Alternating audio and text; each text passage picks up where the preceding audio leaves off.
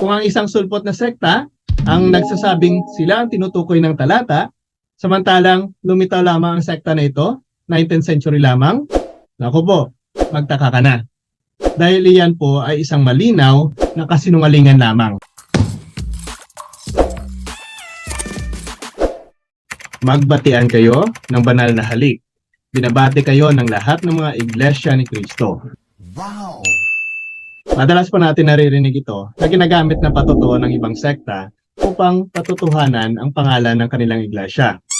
Ngunit bago po tayo maniwala, alamin muna natin kung ano ba talaga ang pinapatungkulan ng talata. Anong iglesia kaya ang sinasabi dito ni San Pablo? I don't know.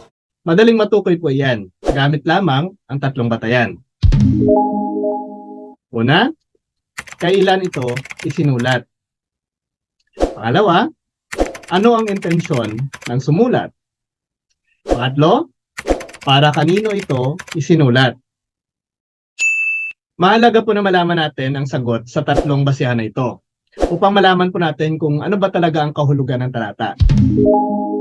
Unang basihan, upang matukoy pa natin kung anong iglesia nga ba ang pinapatungkulan ng talata, dapat nating alamin kung kailan ito isinulat.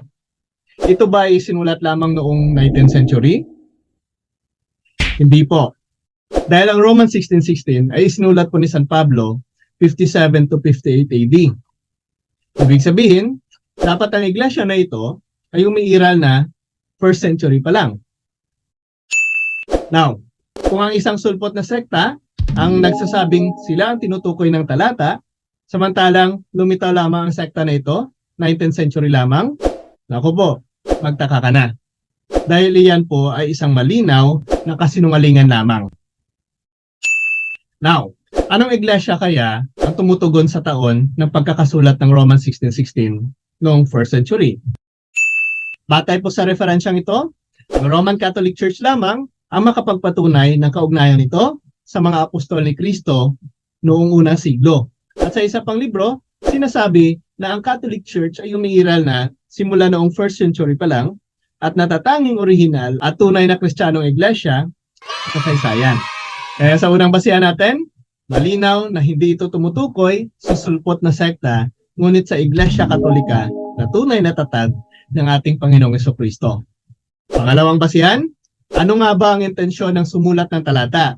Ito ba upang pangalanan ang iglesyang itinayo ni Kristo?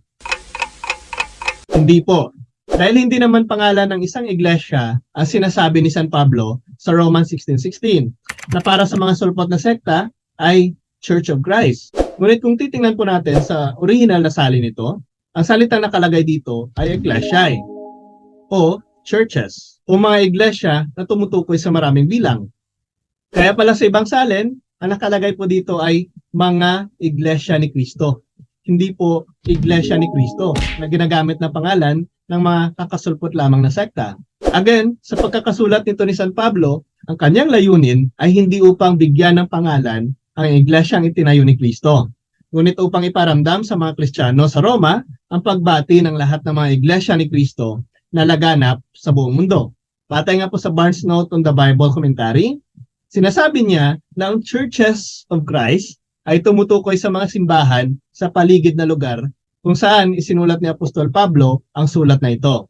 Marahil ang mga simbahan na ito, partikular na sa Akaya, isang lugar po sa timog na bahagi ng Italia. Kaya malinaw na hindi ito tumutukoy sa isang pangalan ng iglesia, ngunit tumutukoy sa iglesia na lumaganap na noong unang siglo. At yan po ang Roman Catholic Church. Pangatlo at panghuli, para kanino kaya ito pinapatungkol ni San Pablo? Ang Romans 16:16 ay para po sa mga unang Kristiyano na lumaganap na noong unang siglo. Sa unang parte pa lang ng mga sulat ni San Pablo sa mga taga-Roma, makikita po natin ang pinapatungkulan ng talata kung ano itong iglesia. In Romans chapter 1 verse 8, "First, I thank God through Jesus Christ for all of you, because your faith is being reported all over the world." Isang pananampalatayang laganap na noong unang siglo or universal or general. Na kung titingnan po natin sa Greek, batay po sa referensyang ito, ay nangangahulugang Katolikos or Catholic. At sa batayan na ito, ay binigyan ng pangalan ni San Ignacio sa Banchok, na kabilang rin sa mga unang Kristiyano ang iglesia na binanggit ni San Pablo bilang Catholic. Kaya wala pong duda na ang tinutukoy na iglesia sa Romans 16:16 ay ang Iglesia Katolika na itinatag ni Kristo sa Jerusalem at lumaganap sa Roma.